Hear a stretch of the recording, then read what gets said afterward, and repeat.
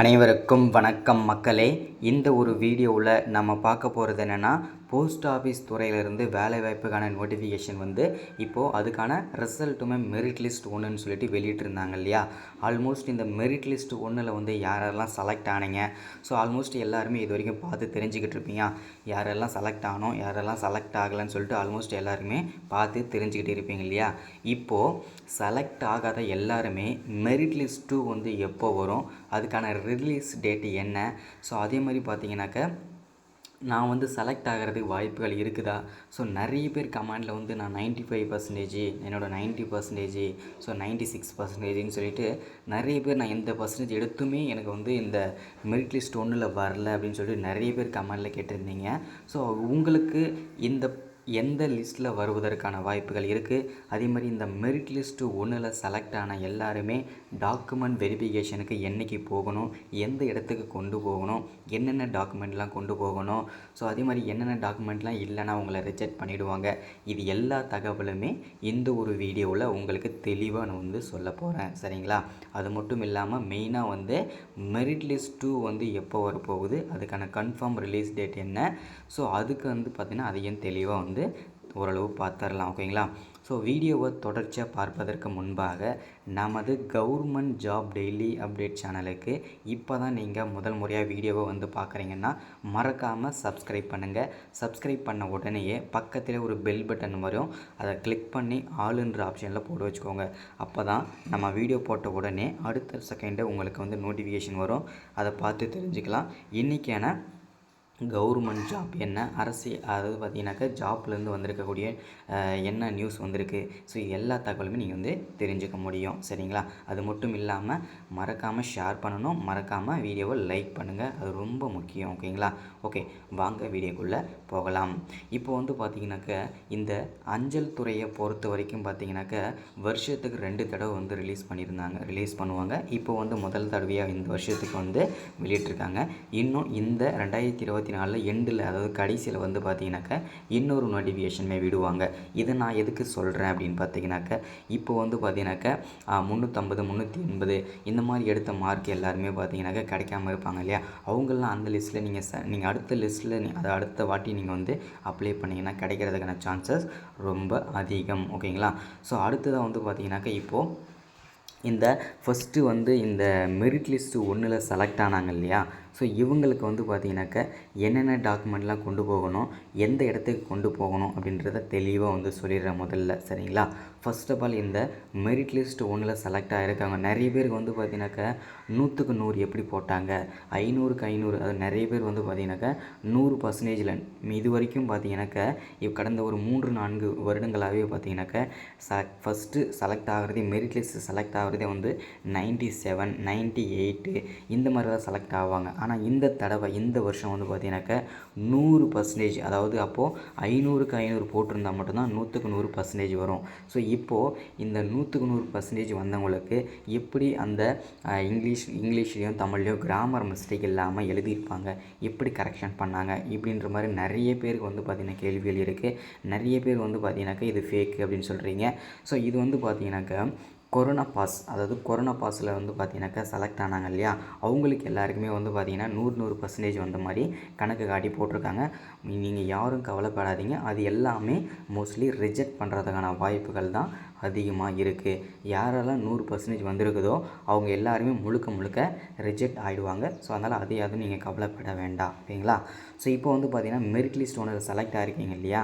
So யார் register நம்பர்லாம் அதில் இருக்குதோ அவங்க எல்லாருமே இப்போ என்ன பண்ணணும் அப்படின்னு பார்த்தீங்கன்னாக்கா உங்களுக்கு அஃபிஷியலாக பார்த்தீங்கன்னாக்கா லெட்டரே வந்துடும், போஸ்ட் ஆஃபீஸ் மூலிமா லெட்டர்லேயே வந்துடும். நீங்கள் எந்த போஸ்டிங் அப்ளை பண்ணியிருந்தீங்களோ அந்த போஸ்டிங்கை மென்ஷன் பண்ணி நீங்கள் எந்த போஸ்டிங்கு செலக்ட் ஆகிருக்கீங்க, இந்த போஸ்டிங்கு செலக்ட் ஆன உடனே நீங்கள் அடுத்ததாக பார்த்திங்கன்னா இந்த இடத்துக்கு வரணும், என்னென்ன டாக்குமெண்ட்டில் நீங்கள் இந்த இடத்துக்கு நீங்கள் கொண்டு வந்துடணும், எத்தனை ஜெராக்ஸ்லாம் கொண்டு வரணும், இது எல்லா தகவலுமே சொல்லிடுவாங்க. சரிங்களா. அந்த லெட்டர்லேயே இருக்கும். அந்த லெட்டரில் என்னென்ன டாக்குமெண்ட்லாம் இருக்கும் அப்படின்னா, முதல்ல கால் லெட்டர். இந்த கால் லெட்டர்னால் என்ன அப்படின்னா, நமக்கு போஸ்ட் ஆஃபீஸ் மூலியமாக லெட்டர் வருது இல்லையா, நீங்கள் அப்பாயின்மெண்ட் ஆர்டர், அந்த லெட்டர் தான் கால் லெட்டர். அதை நீங்கள் மஸ்ட்டாக கொண்டு போகணும். அதை தொடர்ந்து பார்த்தீங்கன்னாக்கா அது அடுத்ததாக பார்த்தீங்கன்னாக்கா உங்களுடைய 10th மார்க் ஷீட் வந்து ஒரிஜினல், ஓகேங்களா. ஸோ ஒரிஜினல் கொண்டு போகணும். அடுத்ததாக உங்களுடைய கம்யூனிட்டி சர்டிஃபிகேட், ஓகேங்களா. நீங்கள் என்ன கம்யூனிட்டியை சேர்ந்தவங்களோ அந்த கம்யூனிட்டி சர்டிஃபிகேட் கண்டிப்பாக மஸ்ட்டாக வேணும். அடுத்ததாக நிறைய பேர் பிசி எம்பிசியில் அப்ளை பண்ணியிருப்பீங்க. அவங்க எல்லாருமே ஓபிசி செலக்ட் பண்ணி தான் அப்ளை பண்ணியிருப்பீங்க இல்லையா. அதனால் நீங்கள் கம்யூனிட்டி சர்டிஃபிகேட்டும் கொண்டு போகணும், ஓபிசி சர்டிஃபிகேட்டும் கொண்டு போகணும். நிறைய பேர் யூஆர் கேட்டகரியில் செலக்ட் பண்ணி அப்ளை பண்ணியிருப்பீங்க. அவங்க எல்லாருமே வந்து யூஆருக்கான உங்களுக்கு வந்து சர்டிஃபிகேட்டுமே இருக்கணும். இது எல்லாமே மஸ்ட்டு. அடுத்ததாக உங்களுடைய ஆதார் கார்டு ஒரிஜினல், உங்களுடைய பேன் கார்டு ஒரிஜினல், உங்களுடைய அதாவது பேங்க்கு வந்து பாஸ்புக்கு ஃப்ரண்ட் பேஜ், அதாவது பார்த்திங்கன்னா நீங்கள் ஒரிஜினலில் கொண்டு போங்க, ஓகேங்களா. ஸோ அடுத்து உங்களுடைய ஃபோட்டோ. ஸோ இது எல்லாமே பார்த்தீங்கன்னாக்கா மஸ்ட்டு.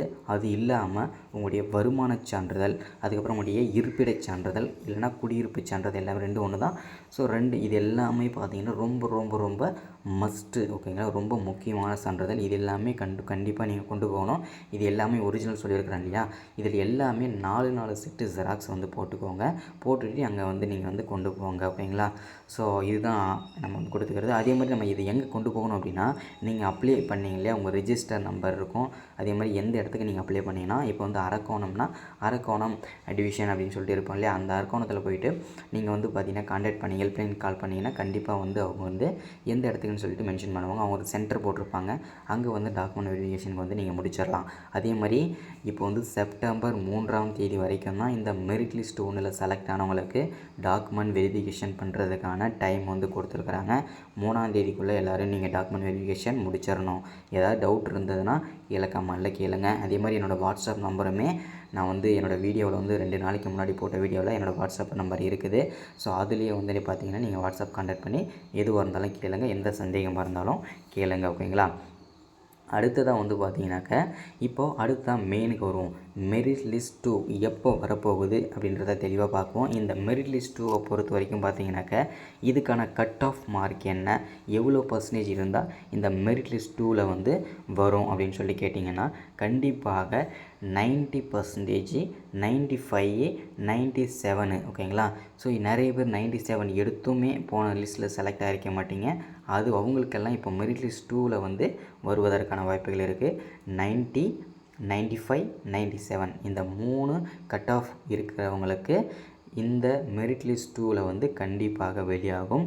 அதில் எந்த விதமான சந்தேகமும் கிடையாது.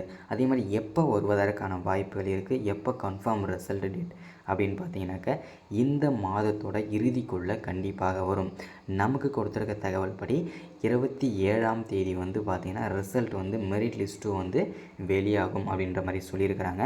அதை நம்ம பொறுத்து தான் பார்க்கோம். இல்லை அதுக்கு முன்னாடியே வரலாம், இல்லை அதை கழித்து கூட வரலாம், ஓகேங்களா.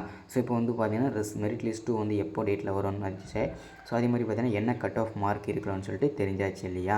ஸோ அதே மாதிரி பார்த்திங்கன்னா உங்கள் மார்க் நான் வந்து பார்த்திங்கன்னா என்னோடய மெரிட் லிஸ்ட் 2லேயும் என்னோடய இது வரல, என்னோடய லிஸ்ட்டு வரலன்னு சொல்லிட்டு நிறைய பேர் கவலைப்பட்டிருப்பீங்க. ஸோ அவங்களுக்கு நான் என்ன சொல்ல விரும்புகிறேன் அப்படின்னா, இந்த போஸ்ட் ஆஃபீஸ் வேலையை பொறுத்த வரைக்கும் முழுக்க லக்கை பேஸ் பண்ணி தான் கிடைக்கும்னு சொல்லியிருக்கிறேன் இல்லையா. அதே மாதிரி நீங்கள் 97% எடுத்தாலும் கிடைச்சிருக்கும், 90% எடுத்தாலும் கிடச்சிருக்கும், 80%, 60% இவங்களுக்கெல்லாம் கூட வாய்ப்புகள் இருக்குது.